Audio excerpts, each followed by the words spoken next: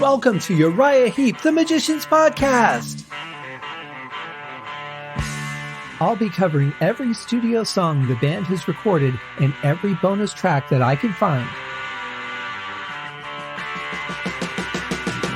Each week we'll go over a new song from the beginning to where they are currently, and as they keep adding albums, I'll keep adding shows. Let the deep dive party begin. In the magic garden, some were singing, some were dancing. Happy Tuesday, Heapsters. Welcome to Uriah Heep, the Magician's Podcast. I am your host, Scott Haskin, with a fan-based, band-endorsed podcast and a usually shaky voice. I don't know why.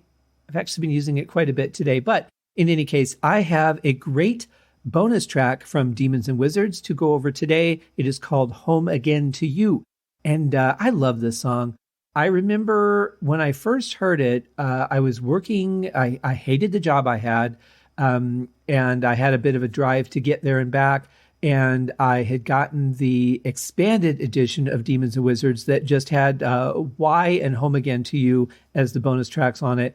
And I remember, I was like, I don't know if I want to hear songs that aren't associated with the album. It's going to feel off.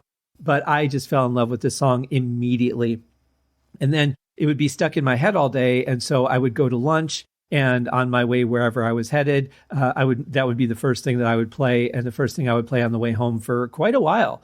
It's a great song. It's a really simple song. It's just a basic pattern, but the emotion of it, the feeling of it, it just, I don't know. There's just something about it that really makes me happy when I listen to it.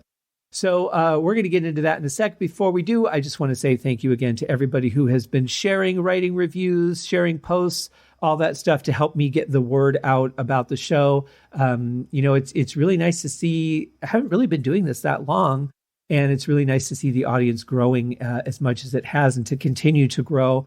Very cool. You could tell which songs people are like really excited to hear, because those are the ones that get, either immediate listens or over the first couple of days, like a huge boost.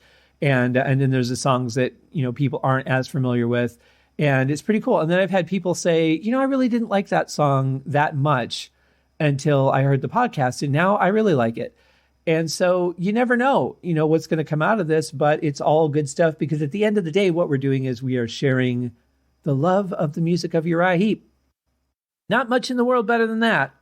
Well, okay, but this is a good thing among them.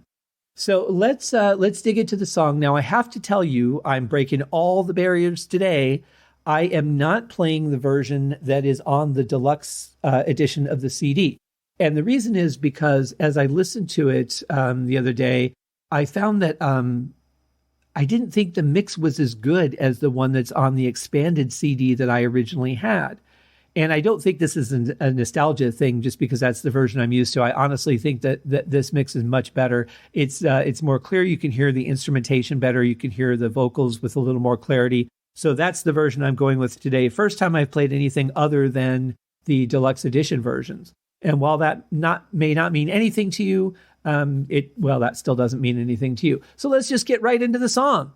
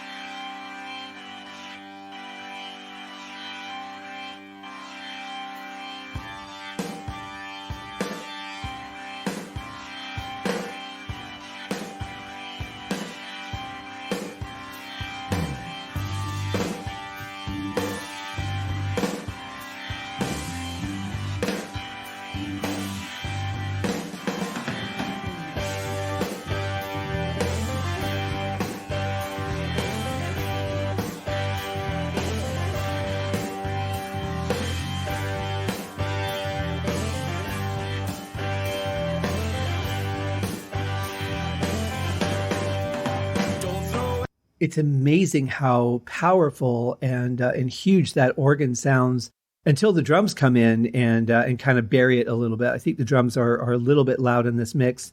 Could have been balanced a little bit better. But again, this wasn't an official release on an album. So they didn't have to do a perfect mix. But the sound is great. I'd love that little bit. It sounds like Gary's just playing around in the beginning. Don't know if that was actually meant to be part of the song or not.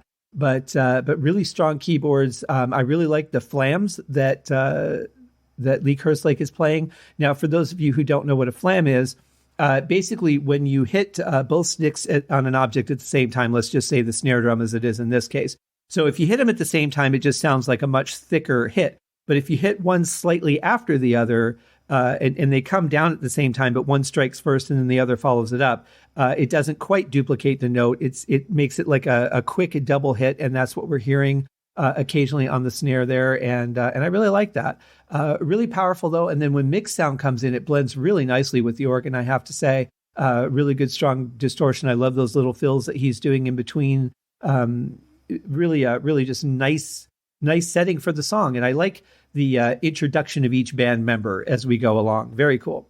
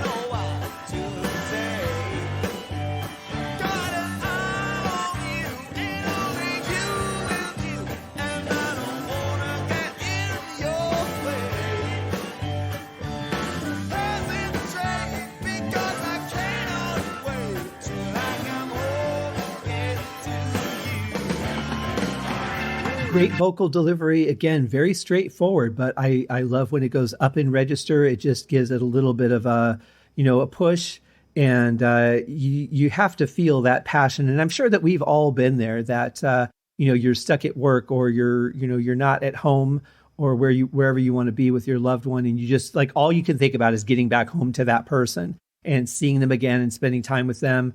And that's kind of what I feel from this song. As always, I'm going to give the disclaimer of I don't know if that was the intention of the lyrics or not, but that's kind of the feeling I get. Just like, here's what's going to happen when I get home, and I can't wait. That sort of anticipation, especially if you're in a place that you don't want to be in, and you have somewhere else you could be that would be like a paradise, and you're just stuck somewhere else.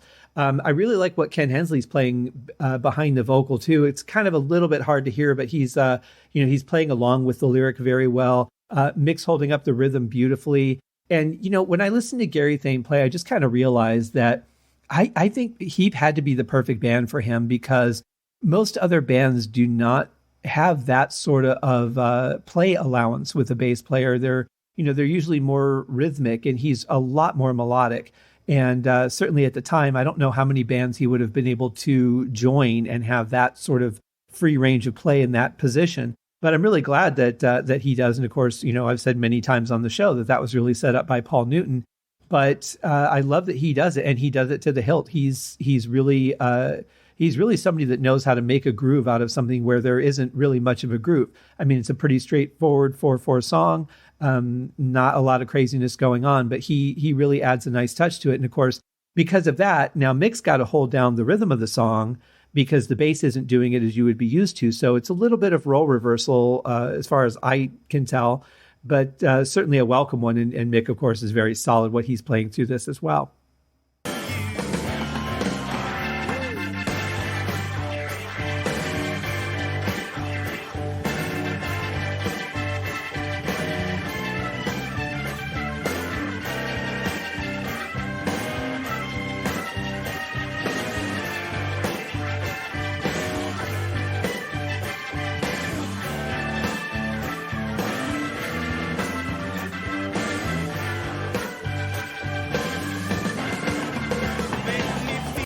Love Ken's keyboard solo through that. You really feel, or at least I really feel, like all of this is just playing from the gut and not really, from the mind. It just has a feel to it, which you see a lot in blues rock.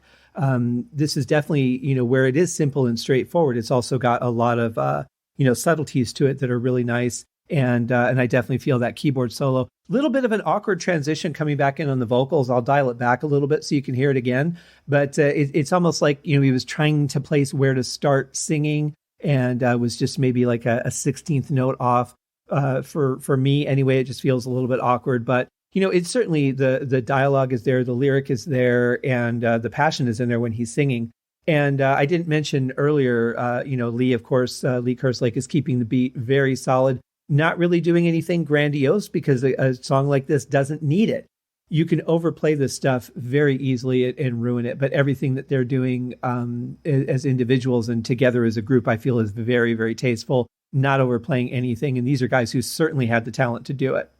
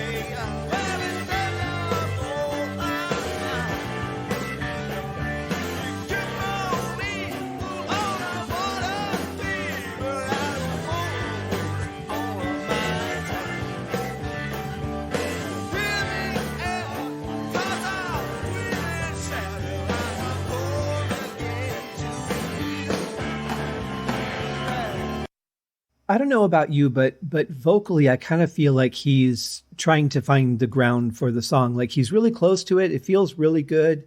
He knows where to go up and down, but it's kind of like he's still testing it out a little bit. I don't know how far along they were in the process of finishing this song, but it's generally complete.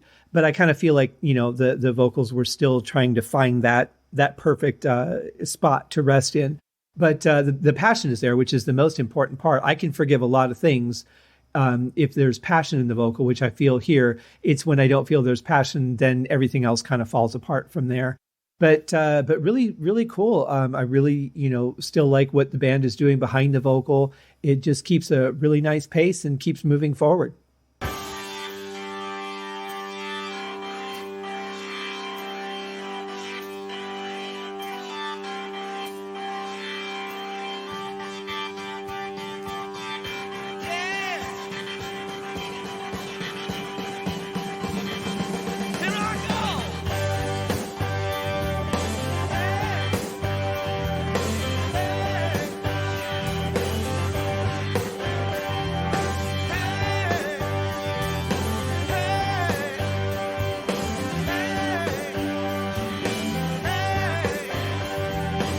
I was going to mention this earlier and I forgot to, but Lee's snare sounds like they're playing at a stadium, and yet his bass drum is barely audible. You can kind of feel it, but you can't really hear it very well. But the snare is just incredibly prominent in the mix, and I kind of find that interesting. But the sound of it feels like they're they're at an outdoor show, and that just like the particular reverb that they have on it. But it's an interesting sound, but a little out of balance.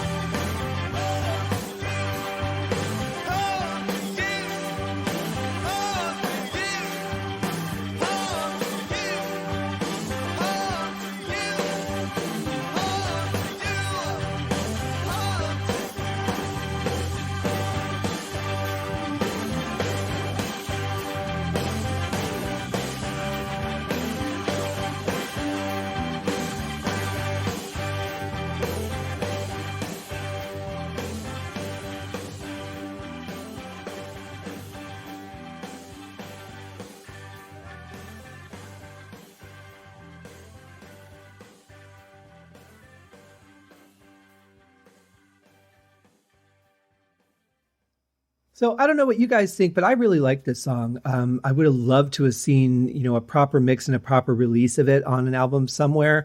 I think the song definitely has enough strength to warrant that. Maybe another change in there somewhere. The ending was a little bit longer, but again, you're still trying the song out, which is, something that you do in the studio, and you have to figure out whether it's going to work with the album. Obviously, thematically and sound-wise, it doesn't really fit in with Demons and Wizards, but again, if it had been a part of the album and I was used to it, much like all my life, I never really questioned whether that should be on the album or not until I started doing the podcast. And then I'm like, you know what? It has it's not the same subject matter. It's a little bit different. It's, it doesn't really fit in, but also it does because I'm used to it that way. So I'll leave that to your own discretion, whether you think it would have fit on the album or not. But I think it's a great song one way or another. No pun intended, because that's on a different album. But I like it. I give it a thumbs up, and it's one that I've listened to many times quite happily and will likely listen to many times in the future. So that's the song. Thank you guys for joining me for another episode of the show. We will be back on Thursday with the final bonus track from Demons and Wizards before we move on to Magician's Birthday. Now, interestingly enough, I'm recording this on Saturday, but on Friday, yesterday, the new season of the show, The Magicians, just came on to Netflix. And I thought, boy, 1 week exactly before I start The Magician's Birthday. If I could have started 1 week earlier, that would have synced up perfectly. But it didn't. And that's okay. Because now, for those of you who watch it, you can binge the show and be ready for the album, even though they have absolutely nothing to do with each other. But it's a good show. So thank you guys. We will see you on Thursday. Take care, stay safe, and cheers. Thank you for joining me on this episode of Uriah Heep, The Magicians Podcast. If you have enjoyed this show, please consider going over to Apple Podcasts or your favorite podcast outlet, leaving a rating or a review. Be sure to subscribe to make sure that you are notified when new episodes are available. Please be sure to share this podcast with your fellow Uriah Heep enthusiasts and anyone who you think would like Uriah Heep, which should be everyone. And if you are so inclined, please feel free to contribute to the Patreon account. And if you are not a Patreon subscriber, you can also pay through the PayPal link on the website listed in the show links below. I would also like to thank Uriah Heep for their very generous support of the show. And thank you guys for listening. We'll see you in the next episode. Happy days!